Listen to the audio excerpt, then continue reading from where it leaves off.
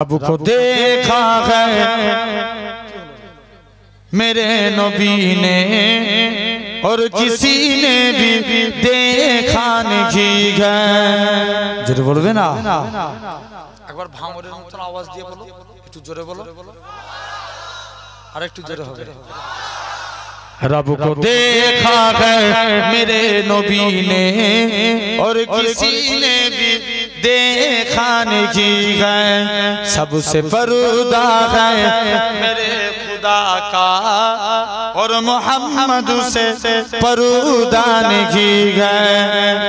लाए इमाम उमर जब नबी पाक बोले आका की कदमों में जाकर, जरूर बोलबे ना, लाए इमाम उमर जब नबी पाक बोले आका की कदमों में जाकर, मिल गया है मुझे कमली बला, अब जमाने की परवाह नहीं है।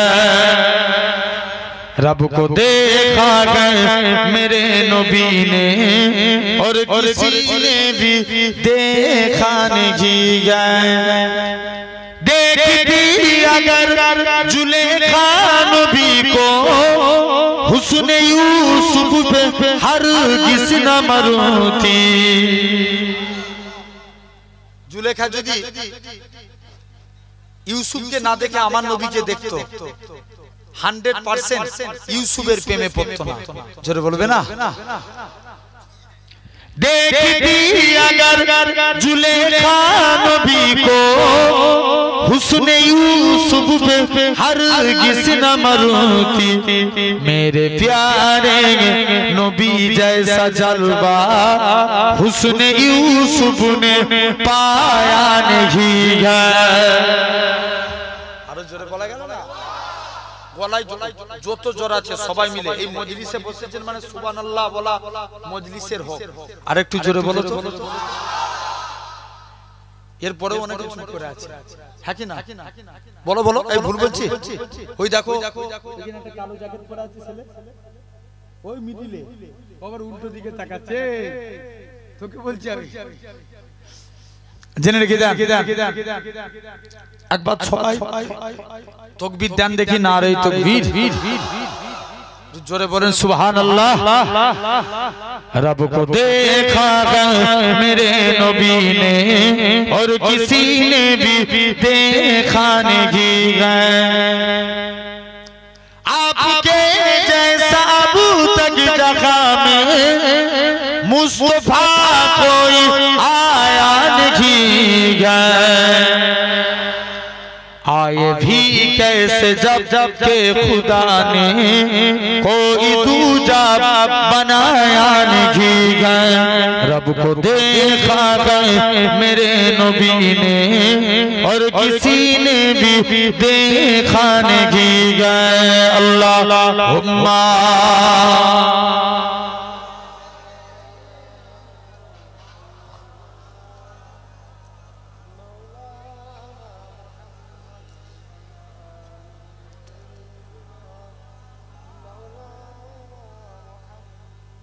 হৃদয় উজাড় করে আমি ভালোবাসি তোমায়। জোরে বলো না, আরেকটু জোরে হবে না? হৃদয় উজাড় করে আমি ভালোবাসি তোমায়, ভুলি আজও আমি ভুলি আজও আমি হে প্রিয় নবী তোমায়। তকবীর দেখি তো, নারে তকবীর। আমি আর জুনাইদ ভাই একটা সমাজে তকবীর প্রচার করছি, নারে মুস্তাফা, আপনারা বলেন মারহাবা মারহাবা, হবে তো? দেখি তো দেখি, নারে মুস্তাফা, জোরে জোরে মারহাবা মারহাবা, নারে মুস্তাফা, নারে মুস্তাফা, নারে তকবীর।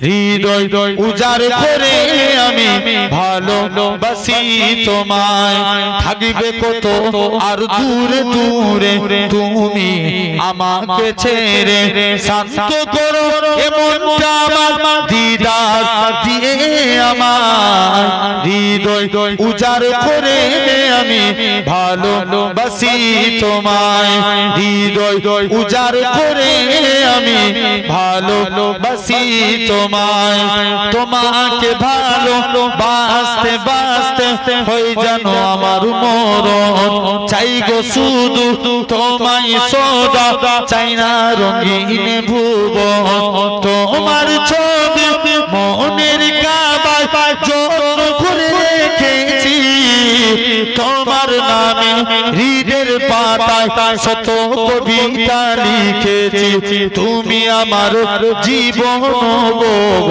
তুমি আমার মরণ বুঝি না কিছু তুমি বিনে কবে যে তোমায় কাছে পাই হৃদয় উজাড় করে আমি ভালোবাসি তোমায় আরো জোরে হবে না হৃদয় উজাড় করে আমি ভালোবাসি তোমায় আল্লাহুম্মা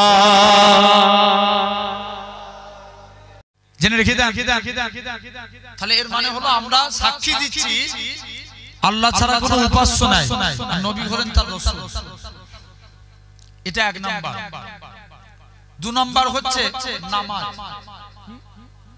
জোরে বলো নামাজ ভাই আল্লাহ বলছে বান্দা তোরা তিনটে কাজ কর আমি আল্লাহ তোদের উপরে খুশি হব মন দিয়ে শুনে নাম্বার 1 এক নাম্বার ওমা খালাকতুল জিন্না ওয়াল ইনসা ইল্লা লিআবুদুন আমি আল্লাহ মানুষ এবং জিন জাতিকে দুনিয়ার বুকে পাঠিয়েছি সির্ফ আমার ইবাদতের জন্য কিসের জন্য ইবাদতের জন্য আল্লাহ আপনাকে আমাকে কিসের জন্য পাঠিয়েছে কথা বলো আমি চুপ করে বসে থাকলে কাদেরকে নিয়ে ওয়াজ করব বলো একটু সারা দিতে হবে বলো কিসের জন্য পাঠিয়েছে এটা আমি বলছি না আল্লাহ কোরআনে বলছেন কিসের জন্য জোরে বলো ইবাদতের জন্য আমাদের ইবাদতের জন্য আল্লাহ পাঠিয়েছেন জেনে রেখে দেন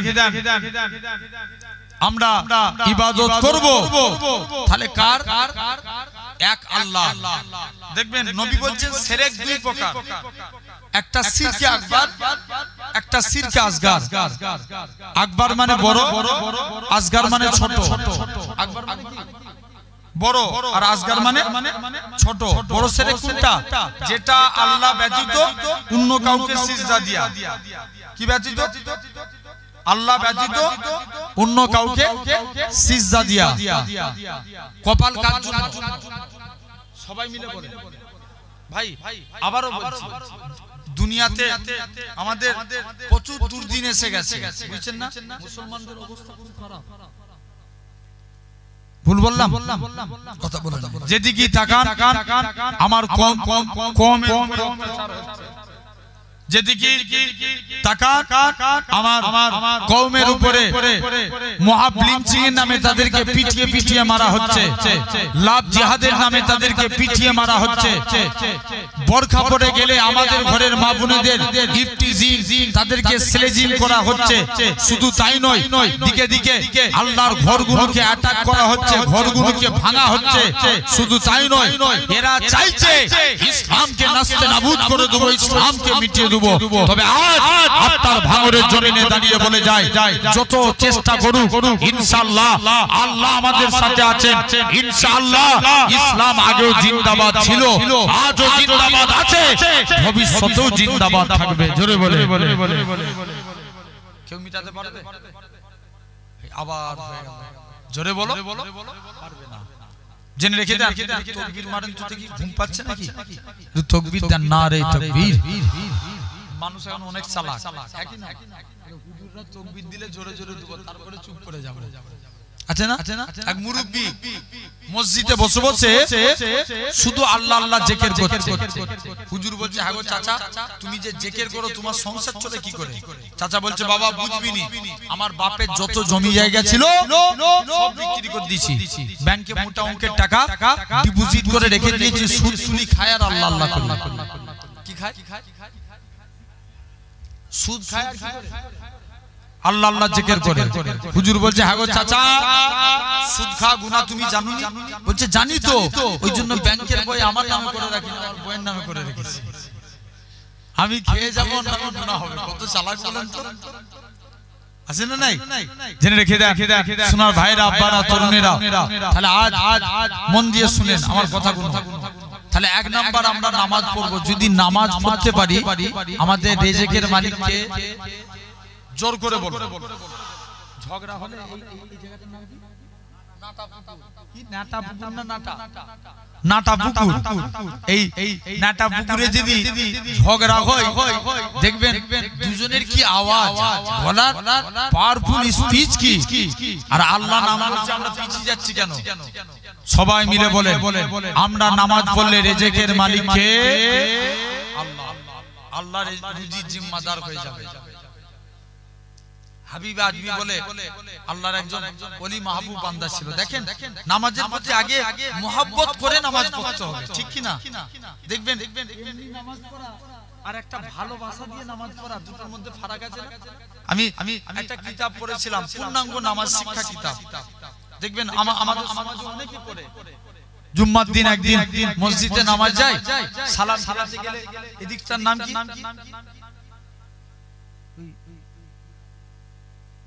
ওই যে বিড়িটার নাম কি বলে গো?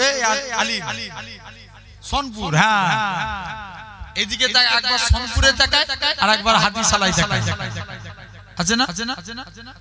সালাম ফেরানোর নিয়ম কি? এই কাঁধে তাকাতে হবে, আবার যখন বাম দিকে ফেরাবেন এই কাঁধে, তবে আপনি নামাজ থেকে ফারাক হবেন। জেনে রেখে দেন, নামাজকে আমরা খাঁটি ভাবে আদায় করব, বলেন ইনশাআল্লাহ। মুহাব্বত করে নামাজ পড়েন। নবীর দুইজন সাহাবী ছিলেন, আম্মার আর আমের, দুজন মিলে নবীর কাছে গেছে, যে বলছে, হুজুর আমরা একটু যুদ্ধের ময়দানে যেতে চাই। আল্লাহ নবী বলছে, বেশ একদম কেটে দাও, গলা বেশ লাগছে। জেনে রেখে দেন ভাইরা, আব্বারা, তরুণেরা, এরকম ভাবে আল্লাহ নবীর সাহাবী হযরতে আম্মার আর আমের দুজন মিলে নবীর দরবারে চলে গেলেন। যে বলছে, হুজুর আজকের দিনে আপনার কাছে এসেছি, বিয়াদবি maaf করেন, হুজুর একটু যুদ্ধের ময়দানে যেতে চাই। মুসলমান করে ছেলে মেয়েরা, বাবা তরুণেরা, হে নবী প্রেমিকেরা, আল্লাহ নবী সাহাবী হযরতে আম্মার আর আমের রাদিয়াল্লাহু তাআলা আনহু, হুজুর আমার দুজন মিলে আল্লাহ নবীর দরবারে গেলেন। ইয়া রাসূলুল্লাহ, হাবিবাল্লাহ, হুজুর আমরা জিহাদের ময়দানে যেতে চাই। আল্লাহ নবী তাদের দুইজনকে অনুমতি দিয়ে দিলেন, ও আমার সাহাবীরা, চলে যাও তোমরা জিহাদের ময়দানে চলে যাও। হযরতে আম্মার আর দুজন মিলে জিহাদের ময়দানে চলে যায়। হযরতে আম্মার তিনি গার্ড দিয়ে দাঁড়িয়ে আছেন শত্রু পক্ষকে। হযরতে আমের মনে মনে করে, আল্লাহ পাক, আম্মার তো সওয়াবের কাজ করছে, আমি ঘুমিয়ে কাটাবো। না না না না, এটা মানা যাবে না, এটা মানা যাবে না। ও যুবকেরা, ও মুরব্বি বাপেরা, হযরতে আমের নামাজে দাঁড়িয়ে গেলেন। কাফেরদের একটা তীর এসে আমের ডান পায়ে বিদ্ধ হলো। আমের নামাজ ছাড়ে না, আরে নামাজের প্রতি কি মহব্বত থাকে, আমের নামাজ ছাড়ে না। আরেকজন তীর মারে, আমের বাম পায়ে লাগে, আমের নামাজ ছাড়ে না। পিছন দিক দিয়ে আম্মার বলে, ভাই আমের তুমি নামাজ ছেড়ে যাও, আমের নামাজ ছাড়ে না। অনেকক্ষণ পর নামাজ থেকে পারে বলেন, আম্মার বলে, তুমি যদি যদি আরেকটু টাইম থাকতে তীর মেরে মেরে তোমাকে শহীদ করে দিত। হযরতে আম্মার বলে, হযরতে আমির বলে, এ রাসূলুল্লাহ সাহাবী, এ হযরতে আমির, আমি মনে মনে নিয়ত করেছিলাম আজকের দিনে আমি আমার আল্লাহকে সিজদা দিচ্ছি। মক্কার কাফেররা যদি আমাকে এরকম ভাবে তীর মেরে মেরে শহীদ করে দিত, আল্লাহর কসম আমি তথাপিও নামাজ থেকে হাঁটতাম না।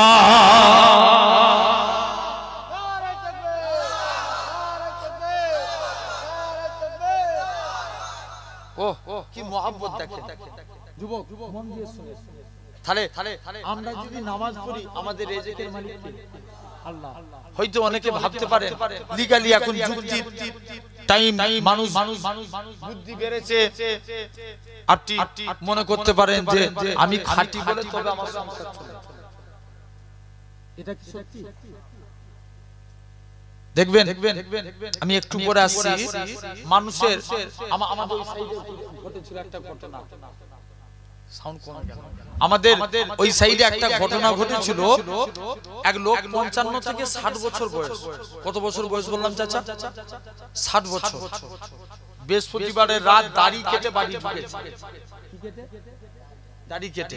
কারণ স্ত্রীটা নামাজি মুসল্লি। স্ত্রী বলছে, আগো স্বামী, তুমি এখনো এই দাড়ি কেটে কেটে ঘুরছো, তোমার কি মরণের ভয় নাই? আল্লাহর ভয় নাই? স্ত্রী এখন স্বামী আর কি বা রাগ দেখি হোক, স্ত্রীকে বলছে, আমিও তো মরণ টরণকে ভয় করি। শুনছো?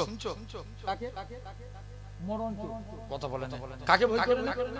মরণকে। ওই রাত্রের কথা, ছেলে ট্রাক্টর চালায়, ট্রাক্টর চালিয়ে বাড়ি ফিরেছে, বাপ শুয়েছিল, উঠে ছেলের সঙ্গে কথা বলে ইস্তেঞ্জায় গেছে। কোথায়? টেনে ইস্তেঞ্জায় মানে কোথায়? প্রস্রাবে। প্রস্রাব থেকে যেই উঠে দাঁড়িয়েছে প্রস্রাব করে, বাবারে মারে বলে দরজা লাগিয়ে দিয়েছে। একটু আগে কি বলেছিল? মুখে মুখে বললে তুই আর তোর কথা কি করে শুনবো? বল, একটু জোরে বল। মরণে ভয় করে। এখন ছেলে আর স্ত্রী জিজ্ঞেস করছে কি হলো? বলছে আমাকে কে ধরতে এসছে, মানে অলরেডি সে আজরাইল ফেরেশতাকে দেখে ফেলেছে। দেখবেন মানুষের ইন্তেকালের আগে তার শরীরে দুইটা জিনিস ঘটে, প্রচুর ঘাম দিতে থাকে, হ্যাঁ কি না? আর তার শরীরে আপনি লক্ষ্য করে দেখবেন তার শরীরে হয় ঘাম দুটো কারণে দেয়, প্রেসার হাই হয়ে গেলে আর লো হয়ে গেলে। এখন চলে গেছে বান্দা আস্তে আস্তে করে এরকম ভাবে ওই বান্দাটা মারা গেল। দেখবেন একটা বান্দার মরণের আগে নিঃশ্বাসের ফেরেশতা আসবে, বান্দাকে এসে নিঃশ্বাসের ফেরেশতা এসে বলবে, বান্দা তোমার নিঃশ্বাস শেষ, আমি দুনিয়ার এক প্রান্ত থেকে অপর প্রান্ত ঘুরে ফেললাম, তোমার বাতাস শেষ, তাই আসসালামু আলাইকুম, বিদায় দিলাম, তুমি আমাকে বিদায় দাও। রিজিকের ফেরেশতা যাবে, বান্দা আমি দুনিয়ার এক প্রান্ত থেকে অপর প্রান্ত ঘুরে ফেললাম, তোমার রিজিক শেষ, আসসালামু আলাইকুম বলে বিদায় দিলাম। জেনে রেখে দেন, এমন সময়তে দেখতে পাওয়া যায় এরকম ভাবে, মন দিয়ে শুনে। তো আপনার আমার দেখবেন রাস্তায় অনেক খেপা দাঁড়ায়, আচ্ছা ওরা কি কোনো কাজ করে? আরে লিগালি বলো রে ভাই, রাস্তায় যে খেপাগুলো থাকে এরা কোনো কাজ করে? চাচা কাজ করে? কোনো কাজ করে না, ওদের চালায় কে? জোরে বলো, আরো জোরে বলে। আল্লাহ চালায়। তাহলে আমাদের রিজিকের মালিক কে? আল্লাহ। এখন হাবিবে আজমি বলে একজন আল্লাহর ওলি মাহবুব বান্দা ছিলেন। হুজুরের স্ত্রী একটু কড়া মেজাজের ছিল। স্ত্রী বলছে, স্বামী বলো তো তোমার কি হয়েছে? শুনছো স্বামী, তোমার কি হয়েছে? তুমি কোন মালিকের কাজ করো? এই মালিক চেঞ্জ করো, অন্য মালিক ধরো। হাবিব আজমি বলে, স্ত্রী সবর কর, আমার মালিক যেদিন দিবে না ছপ্পর ফাড়কে দিবে। জোরে বলে, জোর করে বলো, চুপ করে বসে আছে, জোরে বলো। স্ত্রী বলছে হাগো স্বামী তুমি কোন মালিকের কাজ করো, এই মালিক ছেড়ে করে অন্য মালিক ধরো। হাবিব আজমি বলছে স্ত্রী সবর কর। স্ত্রী সবর করলে হাবিব আজমি কাজ করতেন কি জঙ্গলে বসে বসে আল্লাহকে সিজদা দিতেন, সারা দিন আল্লাহর সিজদা দিয়ে আল্লাহর কাছে দুটো হাত পেতেছে, আল্লাহ কোনদিন তোমার কাছে কিছু চাইনি, আল্লাহ আমার স্ত্রীর মনে আশা, আল্লাহ তুমি রুজি জিম্মাদার হয়ে যাও, আল্লাহ আল্লাহ তুমি তো বান্দা রিজিক দাতা, আল্লাহ তুমি জিম্মাদার হয়ে যাও। মুসলমান করে ছেলে মেয়েরা বাবা তরুণেরা হে নবী প্রেমিকেরা আল্লাহ পাকের ওলি হযরত হাবিব আজমি রহমাতুল্লাহ আলাইহি হুজুর আমার বাড়ির দিকে চলে গেলেন। হুজুরের লক্ষ্য পড়ে গেল হুজুরের বাড়িতে মেহমানদারি হয়। হুজুর আমার চিন্তার মধ্যে পড়ে যায়, আল্লাহ পাক আমি ভুল করে কি অন্য মানুষের বাড়িতে চলে এসেছি, কার বাড়িতে এসেছি। আর একটু আগিয়ে গেলেন যে দেখে নাকি হুজুরের স্ত্রী রাতে গুছা গুছা টাকা আছে। হুজুরের স্ত্রী বলে ও আমার স্বামী তুমি যে মালিকের কাজ করো তোমার মালিকটা কি বন্যয়, তোমার মালিকটা দয়ালু।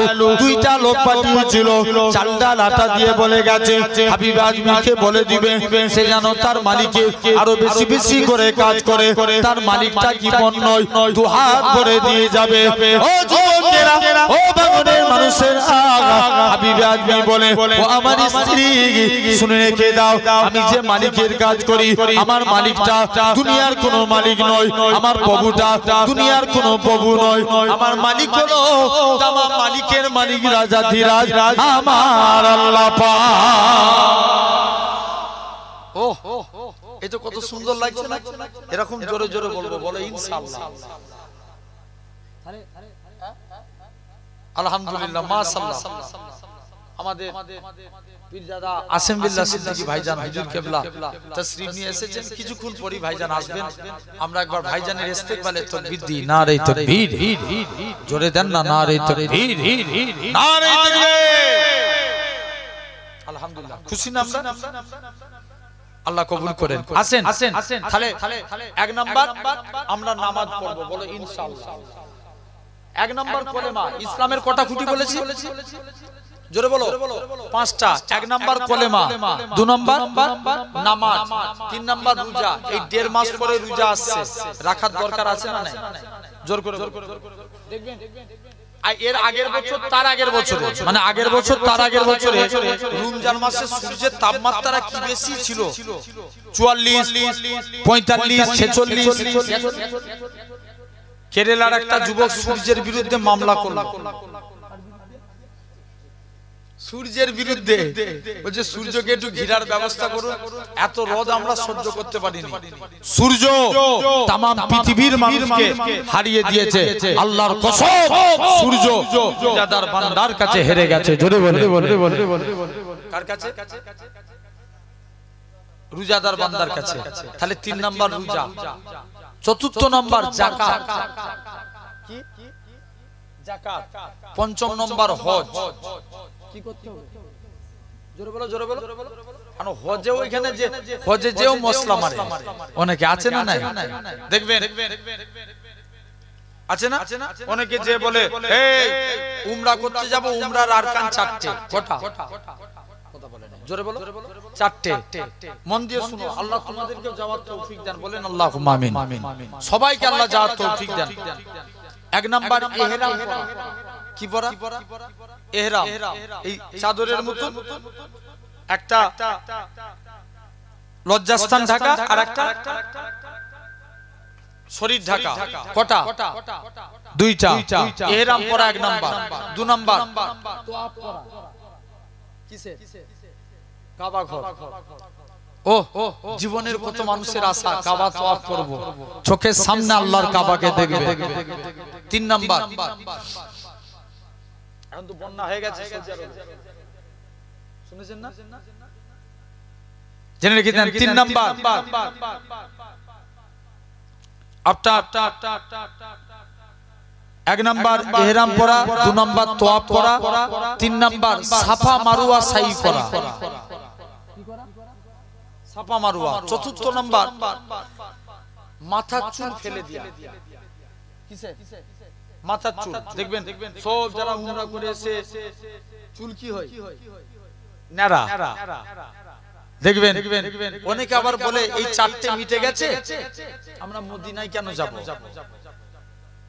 কিন্তু মদিনায় তারাই যায় যারা হাবিবুল্লাহর গোলাম জোরে বলে কার নবীর গোলাম যারা অনেকে বলছে কেন যাব মুসলমান ঘরের ছেলে মেয়েরা তরুণেরা হে নবী প্রেমিকেরা আমরা যারা এমিরেট ফ্লাইটে যাব কলকাতা থেকে দুবাই দুবাই থেকে জিদ্দা এরকম ভাবে দুবাই গিয়ে আমাদের ইহরাম পরা লাগে ইহরাম পরে 2 রাকাত নামাজ পড়ে বান্দা তালবিয়া পড়তে পড়তে আল্লাহর কাবার ঘরে সামনে চলে যায় লাব্বাইক আল্লাহুম্মা লাব্বাইক লাব্বাইক লা শারীকা লাকা লাব্বাইক ইন্নাল হামদা ওয়ান নি'মাতা লাকাল মুলক লা শারীকা এরকম ভাবে কাবা ঘর তোয়াফ করে এরকম ভাবে কাবা ঘরকে তোয়াফ করে হাজারে মাকামে ইব্রাহিমকে লক্ষ্য করে 2 রাকাত নামাজ পড়ে সাফা মারওয়া সাই করে মাথার চুল ফেলে দেয় অনেকে বলে কেন আমরা মদিনায় যাব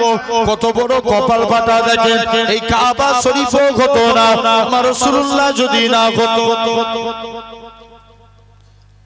ইব্রাহিম নবীও হতো না আমার রাসূলুল্লাহ যদি না হতো ইসমাঈল নবীও হতো না আমার রাসূলুল্লাহ যদি না হতো যে নবী খাতিরে আল্লাহ পাক কাবাকে শরীফ করেছে কেন না নবী আমার মসজিদে কিবলাতাইনে 2 রাকাত নবী আমার নামাজ পড়ে 2 রাকাত নামাজ পড়ে আল্লাহ নবী মনে মনে করে আল্লাহ পাক আপনি যদি কাবাকে কিবলা করে দেন আমি নবী এতেই বড় খুশি নবী আমার মসজিদুল আকসার দিকে মুখ করে নামাজ পড়ে আমার আল্লাহ ডাক দিয়ে বলে হে আমার হাবিব ঠিক আছে আপনার খাতিরে আমি আল্লাহ পাক কাবাকে কিবলা করে দিলাম তবে আমার হাবিব আল্লাহ নবী জানায় যারা মদিনায় আসে আমি নবী আমাকে সালাম দিল সেজন্য আমি নবী তার সালামের জবাব দিই যারা মদিনায় আসে আমি নবী আমার মসজিদে এসে 40 ওয়াক্ত নামাজ পড়লো কাল কিয়ামতের ময়দানে সে যেন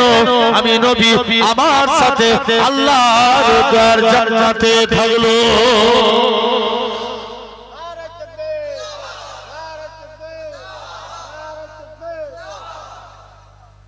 কোথায় থাকলো জান্নাতে তাহলে পঞ্চম এই শুনছো এই যুবক বলো না আমাদের তাহলে মুসলমান আগে না ঈমান আগে ঈমান আগে তাহলে আমাদের এই ঈমান আনতে গেলে 5টা প্রকৃত মুসলমান হতে গেলে কটা কাজ খুঁটি কটা 5টা কলেমা নামাজ রোজা হজ যাকাত 5টা আসেন দেখবেন একটা যুক্তিবাদী লোক ভাই এটা কি তার এই তার ছুঁচের ভিতরে যাবে বলো বলো বলছে এই তার ছুঁচের ভিতরে যাবে যাবে না একটা যুক্তিবাদী লোক বলছে এই তার ছুঁচের ভিতরে যাবে না আর একটা মাতাল বলছে ওরে বোকা শোন আমার আল্লাহ চাইলে পারে ছুঁচের মধ্যে হাতি গলিয়ে দিতে একটু জোর করে বলা গেল না কার ঈমান পাওয়ার বেশি মাতাল জেনে রেখে দেন ভাই আমাদের আমি পূর্বে একটা আয়াত বলেছিলাম এটা আপনারাও অনেকে জানেন মিনহা খালাকনাকুম তারপরে বলো ওয়াফিহা নুঈদুকুম ওয়া মিনহা নুখরিজুকুম তারাতান উখরা যেটা কোথায় গেলে পড়তে হয় মাটি দিয়ে আসুন জেনে রাখবেন এই কবর মন দিয়ে শুনবেন একদম ভুলে যান 1 ঘন্টা কি আধ ঘন্টা দুনিয়ার কথা ভুলে যান মন দিয়ে শুনেন নাম্বার 1 কবর কারোর জন্য জান্নাত আর কারোর জন্য জাহান্নাম কবর কারোর জন্য নিয়ামত আবার কারোর জন্য গজব দেখবেন একটা বান্দা আল্লাহ এরকম কিছু নিয়ামত দেখান আপনার কি বলেন দাদা হুজুর কেবলার মাজারের জায়গা শর্ট না অনেক শর্ট 25 বছর আগে মাদারজাত আল্লাহর ওলি নোয়া হুজুর পীর কেবলা রাহমাতুল্লাহ আলাইহি হুজুর ইন্তেকাল করেছেন 25 বছর পরে হুজুরের বড় ছেলে বাকি বিল্লাহ হুজুর ইন্তেকাল করলেন হুজুর কেবলা পাশি বাকি বিল্লাহ হুজুরের দাফন করা হলো। তো কবর খুলতে খুলতে হুজুর কেবলার কবরের দিকে একটু চেপে গেছে, লাশ বেরিয়ে গেছে। লাশ তো দূরের কথা, 25 বছর পরেও কাফন পর্যন্ত টাটকা আছে। জোরে বলে আরেকটু জোরে বলা গেল না। আমার এক খালা আম্মা ছিলেন, উনি ইন্তেকাল করেছেন আমাদের সেই 85 সালে। দেখবেন আমাদের ওই সাইডে খুব বন্যা হয়, আপনারা নিউজে দেখেছেন বন্যা হয় না, প্রচুর বন্যা হয়। 85 সালে একটা রেকর্ড করা বন্যা হয়েছিল, তার 6-7 মাস আগে আমার মেজো খালা আম্মা ইন্তেকাল হয়েছিল। খুব আল্লাহওয়ালা বান্দি ছিলেন, যিনি আমার পিন্নগরে হুজুর কেবলাকে সাক্ষী রেখে কলেমা পড়তে পড়তে ইন্তেকাল হয়েছিলেন। জোরে বলে। তো 6-7 মাস পর ওই বড় বন্যার পরে কবর ধস খেয়ে গেছে। আর বিজ্ঞান বলছে একটা মানুষের পচন সৃষ্টি হয় 6 ঘন্টা, মৃত্যু 6 ঘন্টা পর থেকে। কত ঘন্টা পর থেকে? 6 ঘন্টা পর থেকে। মানে তার শরীর দেখবেন, কাউকে একদিন রেখে দিল, দেখবেন চোখ ফুলে গেছে। কথা বলে হয় না এরকম? দেখেন না, শরীর রেখে দিয়েছেন শীতের টাইমে, হাত ফুলে গেছে। হয় না? 6 ঘন্টা পর থেকে মানুষের পচন সৃষ্টি চালু হয়ে যায়। এখন 7 মাস আগে খালা আম্মা ইন্তেকাল হয়েছে, তো কবর পুরো নেমে গেছে, লাশ বেরিয়ে গেছে। লাশ তো দূরের কথা, কাফন তো আপনার কাফনও টাটকা আছে। জোরে বলে। আল্লাহ এরকম কিছু নিয়ামত দেখান যে বান্দা তারপরেও তোরা হেদায়েত হ। আরব একটা ফেসবুকে হয়তো আপনারা দেখেছেন, আরব একটা কবরস্থানে ঘিরা হচ্ছিল পাঁচিল দিয়ে। এই এলাকাতেও হয় না? কবর ঘিরতে ঘিরতে ভাই কে কবে ইন্তেকাল হয়েছে, কোথায়কার কবর, হয়তো তুমি তোমার দাদু কি তার দাদু তার বাপের কবরটা তুমি জানো, এর বেশি কে কবে কোন জায়গায় ইন্তেকাল। এই জায়গায় আজকে আমি উপরে বসে আছি, হয়তো তোলাই কবর। কথা বলে কেউ জানে? জানে না। কিতাবে এসেছে কিয়ামতের দিন এক একটা কবর থেকে 70টা করে লাশ বেরোবে। 70টা করে। দেখবেন কবরস্থান যখন ভরে যায়, সিস্টেম কি করে বলেন তো? আবার মাটি ফেলে ফেলে ফেলে ফেলে এক মানুষ মাটি ফেলে আবার তার উপর থেকে কবর দেয়। ঠিক না ভুল? জেনে রেখে এরকম ভাবে কবরস্থান ঘিরা হচ্ছে। এক সাহাবীর লাশ বেরিয়ে গেছে 1500 বছর আগে, কপালে তীর ঢুকে গিয়েছিল। যেই কপালে ওই তীর বার করে আঙ্গুল দিয়ে টিপে ধরে আছে, যেই আঙ্গুল ছড়িয়ে দিচ্ছে ফিচকিলি দিয়ে রক্ত বার হচ্ছে। জোরে বলবে না? একটু জোর করে বলো। আল্লাহ এরকম কিছু নিয়ামত দেখান, মন দিয়ে শুনো।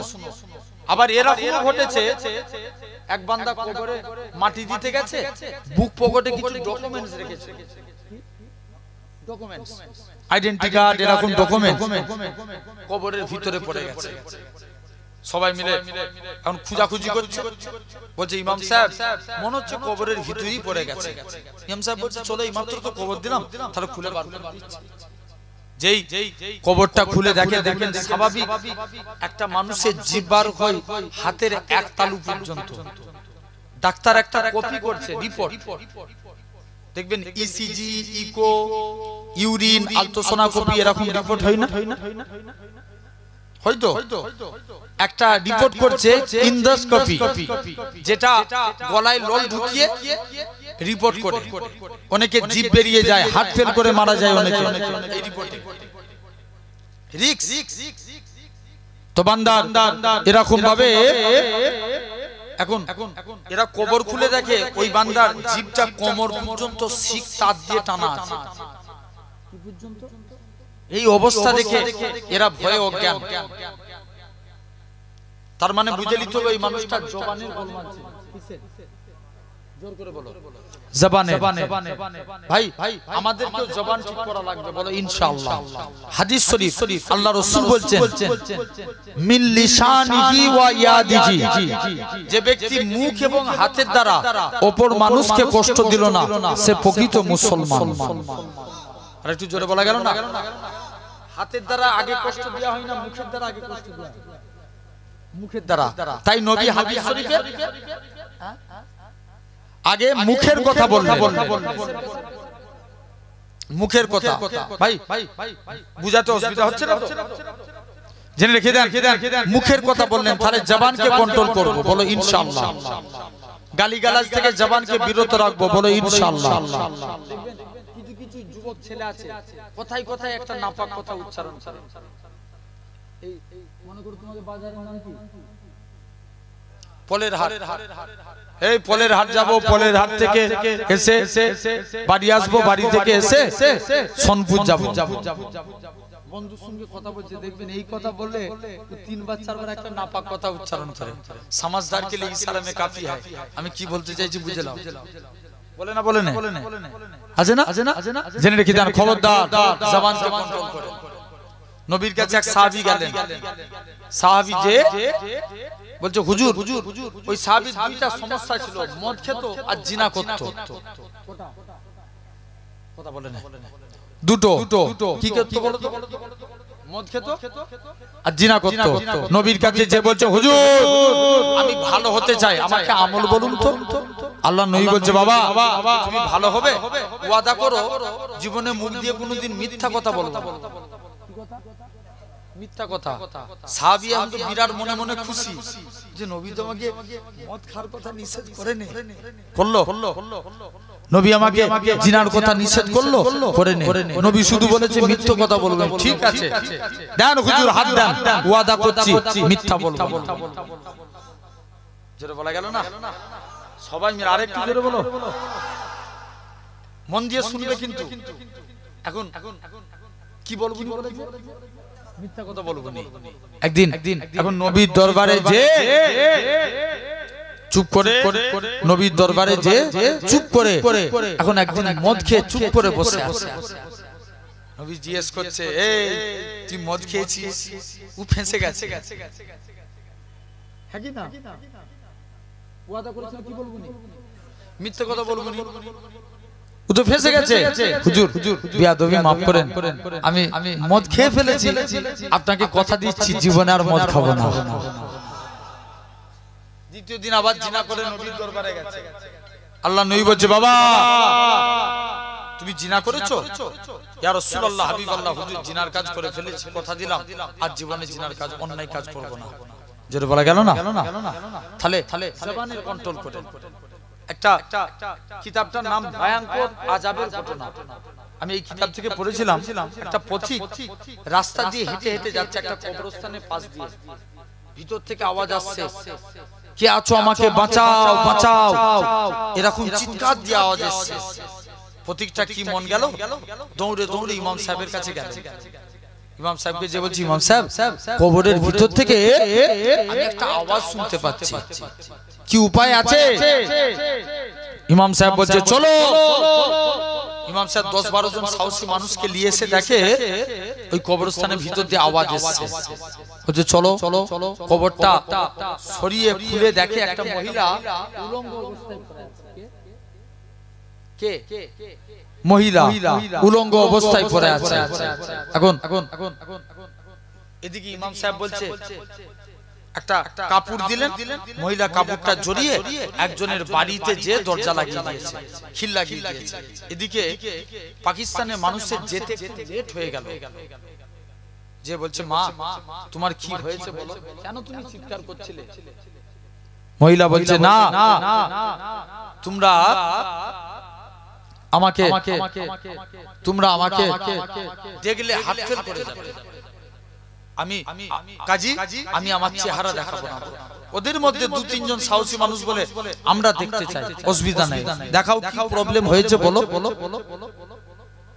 মুসলমান করে ছেলে মেয়েরা, বাবা তরুণেরা, হে নবী প্রেমিকের আগা, পাকিস্তান গুলগাটে মহিলাখানা সর্বপ্রথম তার মাথাখানা খুলে দেখায়। মাথা বলে কোনো জিনিস নাই, কেবল মাত্র খুলিটা দেখা যায়। মগজ বলে কোনো জিনিস নাই, চুল বলে কোনো জিনিস নাই। এরকম ভাবে পাকিস্তানের মানুষেরা বলে আল্লাহ পাকে বান্দি তোমার এরকম অবস্থা কেন? মহিলাখানা জোর জোর করে কাঁদে আর বলে হে পাকিস্তানের মানুষের আগা শুনে রেখে দেয়, কেননা আল্লাহ মেয়েদের মাথা ঢেকে রাখা ফরজ করেছে। কিন্তু আমি ইয়ং বয়সে, যুবতী বয়সে আমি মাথায় শ্যাম্পু লাগিয়ে, চুলে শ্যাম্পু লাগিয়ে, চুলকে উড়িয়ে উড়িয়ে এলাকায় ঘুরে ঘুরে বেড়াতাম, যাতে করে আমার চুল দেখে এলাকার যুবকরা আমার প্রতি ফিদা হয়ে যায়, আমার প্রতি দিওয়ানা হয়ে যায়।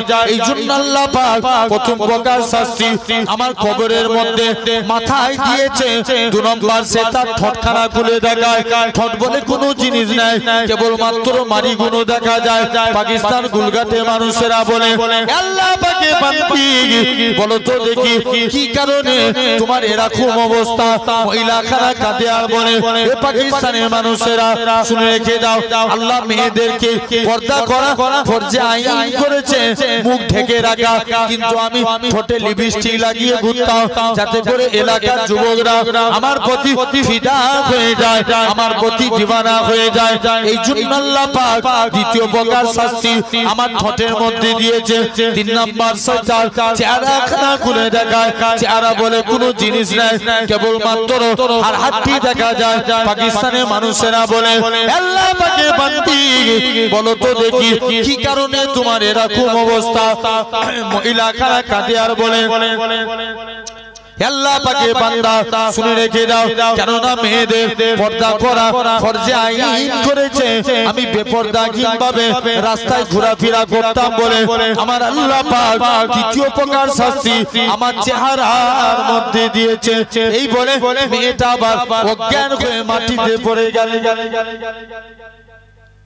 আল্লাহ এরকমও কিছু দেখায় যে বান্দা, তারপরেও তোরা হেদায়েত, মরণ হবে না? জোর করে বলো ভাই, আমরা মরণ থেকে কেউ বাঁচতে পারবো? যদি ভাবি চেন্নাই চলে যাবো ডাক্তার দেখাতে, বাঁচতে পারবো? যদি ভাই ভেলোরে চলে যাই, বাঁচতে পারবো? তাহলে রতন টাটা বেঁচে যেত। কে? রতন টাটা বেঁচে যেত। তাহলে আল্লাহর ওলিরাও মরতো না, মরতে প্রতিটা মানুষকে হবে। মরণ থেকে কেউ রেহাই পাবো না, কিন্তু আমরা চেষ্টা করলে আযাব থেকে বাঁচতে পারবো। আযাব থেকে নিয়মিত পড়বেন। কুরআন শরীফে একটা শুনছেন? এই কুরআন শরীফে একটা সূরা আছে 29 পারায়, যে সূরাটার নাম সূরাতুল মুলক। কি নাম বললাম? সূরাতুল মুলক। আমি যখন তাফসীরে জালালাইন আমাদের পড়ানো হচ্ছিল, পড়েছিলাম এই সূরার ফজিলতে। নবী বলছেন, যে ব্যক্তি প্রতিদিন সূরা মুলক পাঠ করবে, মানে 29 পারার প্রথমে তাবারাকাল্লাযী বিয়াদিল মুলক ওয়া হুয়া আলা কুল্লি শাইইন কাদির, এই যে সূরা আছে, যে ব্যক্তি প্রতিদিন এই সূরা পড়বে, কবরে আযাবকারী ফেরেশতা আসবে, সূরা মুলকের জবানকে আল্লাহ খুলে দিবে। সূরা মুলক বলবে, হে আযাবকারী ফেরেশতা, কি করতে আসছো? এই বান্দার কবরে আযাব দিতে আসছি না। এই বান্দার কবরে আযাব হবে না, কেননা এই বান্দাটা তার জবান থেকে সদা সর্বদা আমি সূরা মুলকে দুনিয়ায় পাঠ করেছে। ধরে বলে কি সূরা বললাম? সূরা মুলক। প্রথম আয়াতটাও বলে দিলাম, জেনে রেখে দেন, খবরদার। তাহলে মন দিয়ে শুনো, এই মরণ থেকে আমরা কেউ রেহাই পাবো না। চেষ্টা করে দেখবেন আজরাইল জান কবজ করে নিয়ে চলে যাবে। কি নেককার বলেন, কি বদকার বলেন, রুহু বার করে যারা নেককার হবে তাদের রুহু দিয়ে খুশবু ছড়াতে থাকবে। জোর করে বলো, কি ছড়াবে? খুশবু। তার জন্য তার গ্রামের সম্মান হবে, পাড়া প্রতিবেশীর সম্মান হবে, তার বাপের সম্মান হবে। তার রূহকে 7 তবক আসমান সেখান থেকে জান্নাতি করবে। যারা বদকার হবে এদেরও রূহকে কষ্ট দিয়ে নিয়ে যাবে। মিডিলটাই বসো না তোমরা, ধারে যদি জায়গা না থাকে মিডিলে বসে যাও। যারা এরকম ভাবে শুনছেন, এরকম ভাবে মন দিয়ে শুনেন, এরকম ভাবে যারা বদকার হবে তাদেরও রূহকে কষ্ট দিয়ে নিয়ে যাবে, তাদের রূহকে জাহান্নামী করা হবে। শুনছো ভাই? বলো তো যুবক, হাত ভেঙে গেলে কষ্ট কম না বেশি? হ্যাঁ, অনেক কষ্ট না? চোখে রড ঢুকে গেছে, কষ্ট কম না বেশি? অনেক কষ্ট। আপনি বেঁচে আছেন পশ্চিম মেদিনীপুরে কৃষ্ণপুরের দিকে একটা জায়গা ইন্দা বলে না, ওখানে এক জায়গায় ঈদের পরে দাওয়াতে গেছি তো একজন বললো ভাইজান চলেন একটু ফুক দিয়ে দিবেন, একজনের ক্যান্সার হয়েছে। আল্লাহু আকবার, কি দৃশ্য যে দেখলাম! যে জায়গাটায় ক্যান্সার হয়েছে পোকা লিললিল করছে। কি হয়ে গেছে? পোকা।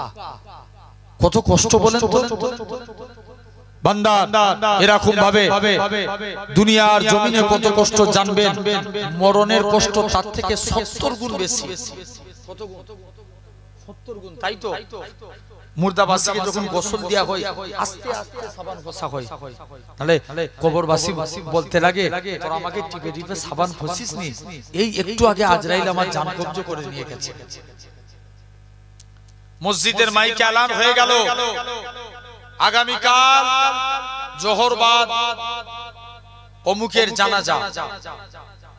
আপনি লাখ লাখ 50 লাখ টাকা খরচা করে বাড়ি করেছে, বলুন তো জোহরের পর আসরে আপনাকে বাড়িতে রাখবে?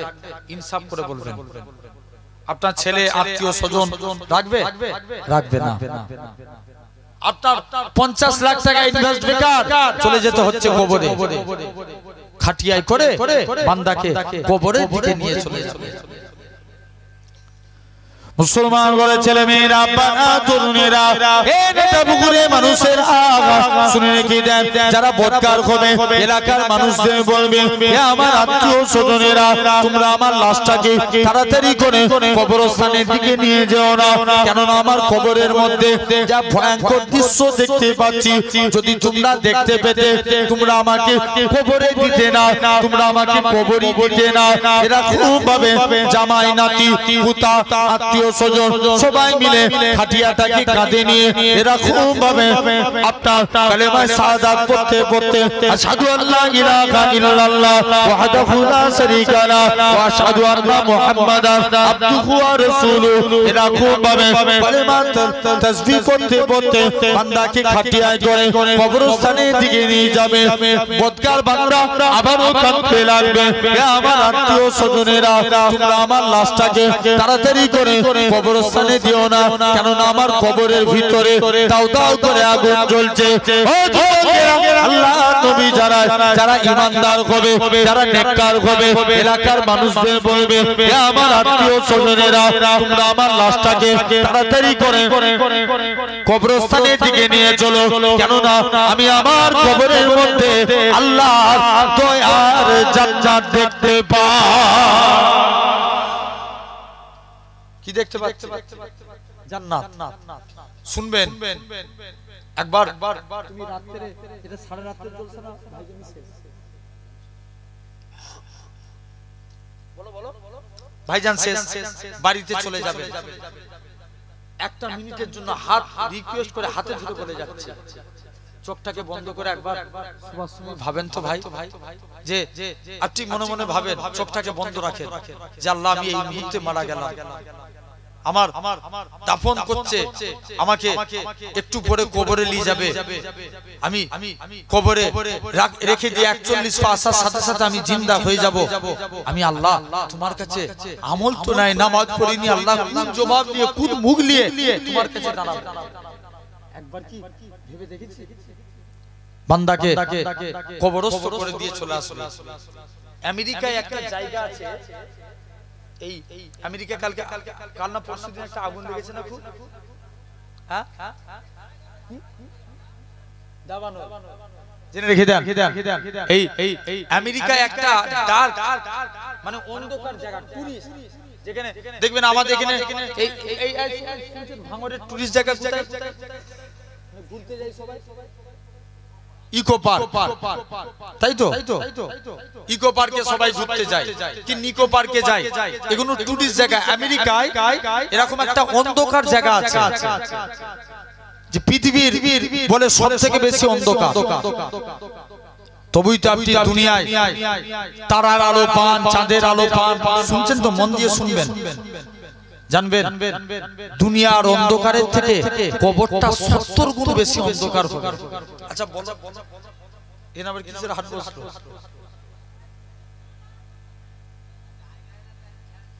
একটু সামনের দিকে আগিয়ে আসেন, জায়গা না হলে সামনের দিকে আগিয়ে আসেন।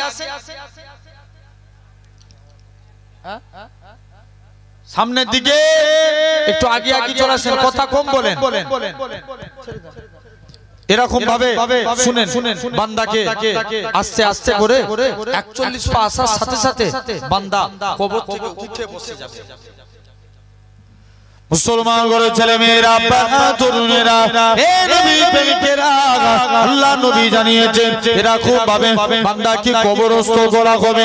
যারা এরকম ভাবে বান্দা অন্ধকার কবরে বান্দা কবরে উঠে বসবে, বলো তো দেখি এখানে এতগুলো হ্যালোজিন লাইট জ্বলছে, হঠাৎ করে যদি বন্ধ হয়ে যায় এই জায়গাটা কত অন্ধকার লাগবে। দুনিয়ার অন্ধকারের থেকে কবরটা 70 গুণ বেশি অন্ধকার হবে। বান্দাকে অন্ধকার কবর থেকে তুলে বসানো হবে। বান্দাখানা অন্ধকার কবরে উঠে বসবে। ছেলে কেউ ক্যান্সার রোগে মারা গেছে, তার রোগ ভালো হয়ে যাবে। কেউ প্যারালাইসিস হয়ে মারা গেছে, রোগ ভালো হয়ে যাবে। মানুষেরা কবরবাসী আত্মীয় স্বজনের পায়ের আওয়াজ শুনতে পাবে। ওরে আমার বড় ছেলে, তুই আমায় কোথায় রেখে দিয়ে চলে গেলি? ওরে আমার আত্মীয় স্বজনেরা কোথায় রেখে দিয়ে চলে গেলে? কবরবাসী চিৎকার করে কাঁদতে লাগবে। আল্লাহ নবী জানিয়েছেন বান্দাকে কবরস্থ করে দিয়ে কবরবাসী এরকম ভাবে কবরে উঠে দাঁড়াতে যাবে। কবরের মাঝখানে মাথায় ঠেকে যাবে। কবরবাসী বুঝতে পারবে আমি কবরের ভিতরে আছি, জোর করে কাঁদবে। এরকম ভাবে মুনকার নাকি ফারিস্তা আসার আগে এবার বান্দার আপনার পরীক্ষা দেওয়ার পালা শুরু হয়ে গেল। মুনকার নাকি ফারিস্তা আসার আগে প্রতিটা বান্দা বান্দি কবরে হযরতে রুহমান আলাইহিস সালাম আসবে। এ দুনিয়ার জমিনের বান্দা, আল্লাহ তোমায় 70 বছর হায়াত দিয়েছিল, আল্লাহ তোমায় 50 বছর হায়াত দিয়েছে, আল্লাহ তোমায় 30 বছর হায়াত দিয়েছে।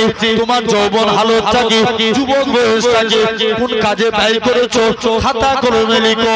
কবরবাসী বলতে লাগবে আল্লাহর ফেরেশতা, আমরা কি দুনিয়া থেকে খাতা কলম নিয়ে এসেছি?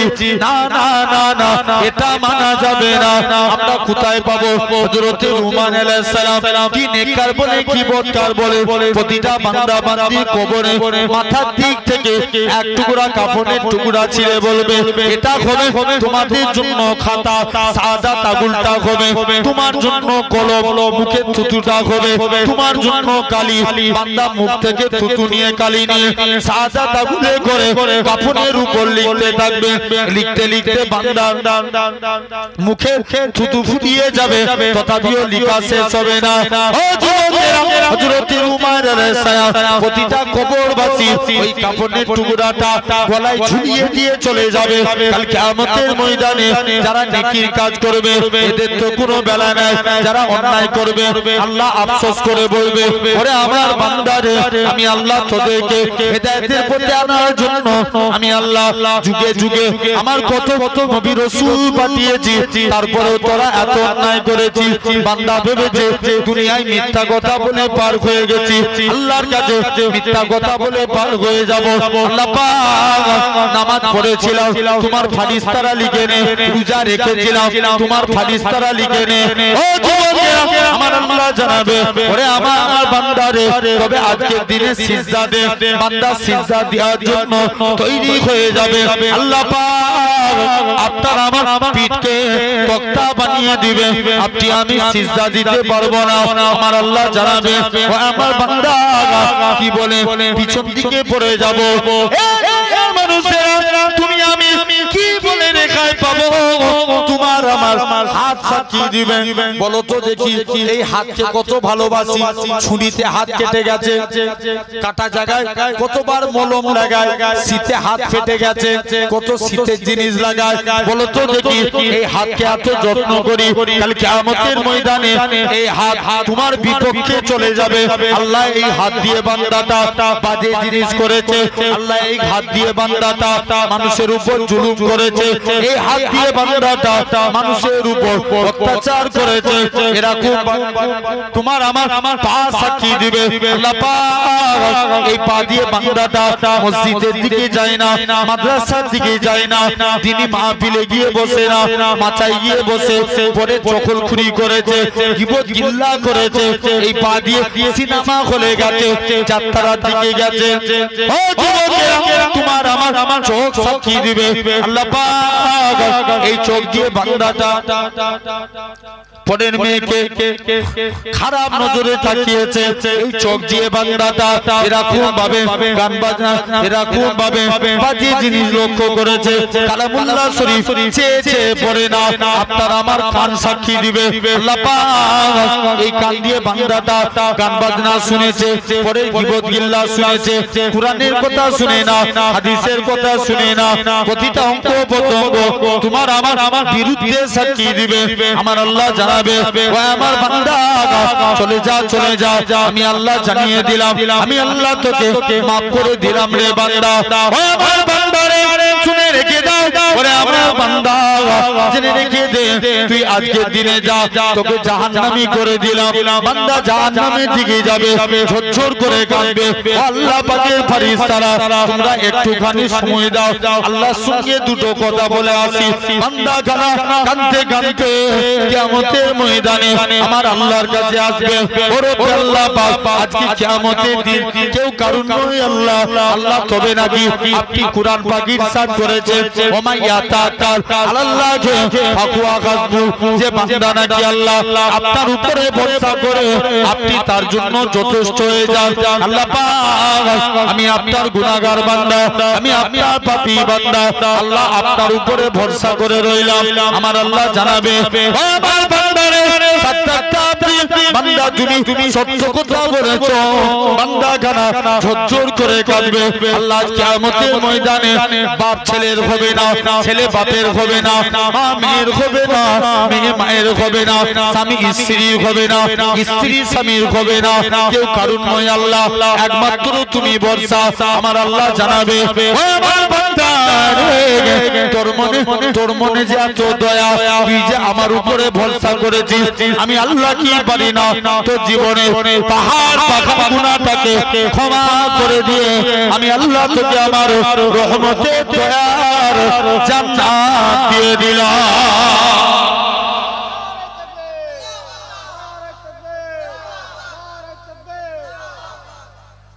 যা, আমি আল্লাহ তোকে জান্নাত দিয়ে দিলাম।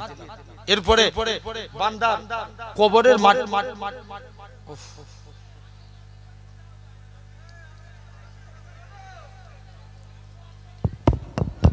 হ্যালো মায়েরা, আপনারা একটু চুপ করেন, আপনাদের চেঁচামেচি এই সাইডে মাথা খারাপ হয়ে যাচ্ছে, আপনারা একটু একদম চুপ করেন। আপনারা একবার দরুদ শরীফ আল্লাহুম্মা